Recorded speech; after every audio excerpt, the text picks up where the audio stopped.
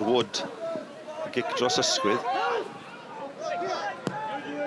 Gwaith da gan George Hughes. Allan at Jack Kelly. Kerry o le o'i flan e. Pen-y-bont lawr I 10 dyn dros dro. Lewis Clutton ar lawr.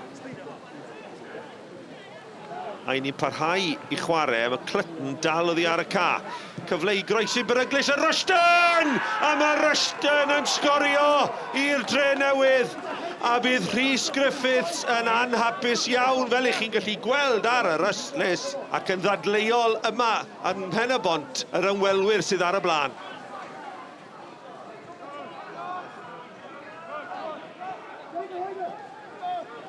Mills Evans dan bwysau gan Georgievski, mae'n codi, mae'n penio, ond heibio'r postyn. Georgievski bron a manteisio. Harris, sgiboi allan at Oliver Dalton. Dalton, lawr y sianel, mae'n bas dda at Georgievski. Georgievski cyfle I groesi, mae'n gwneud hynny at y postyn agosa!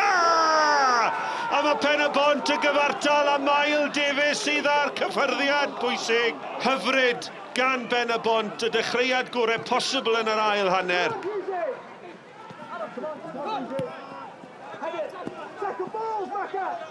Wood, ymlaen, dim cam sefyll yn erbyn Mael Davies, mae codi'r bil dros Ben Jones. O, am arbediad gan Dave Jones. O, campus gan Mael Davies yn y lle cynta, ond hyd yn oed yn well gan gôl geidwad y Robinied. Davies at y postyn agosad, Georgievski'n herbu'r bêl ymlaen, dyma Jeffries! Oddi ar y linell, ac ar y foli yn syth I ddwylo Dave Jones. Harling oedd ar y foli.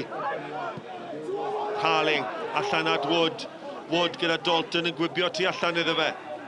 Wood, yn darganfod Dalton, y croeser yn wych! Ac mae Pen-y-bont ar y blaen, a'r eilydd Sam Snaith sy'n rwydo.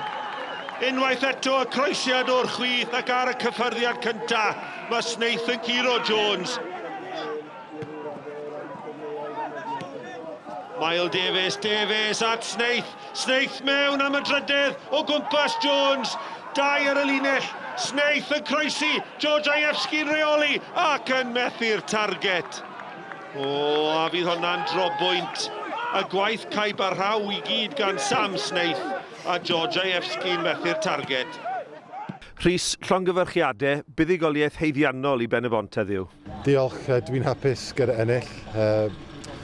Hanner cyntaf roedd ofnadwy. Ond ail hanner, chwarae ni yn dda iawn. Gêm anodd. And dwi'n hapus iawn eto.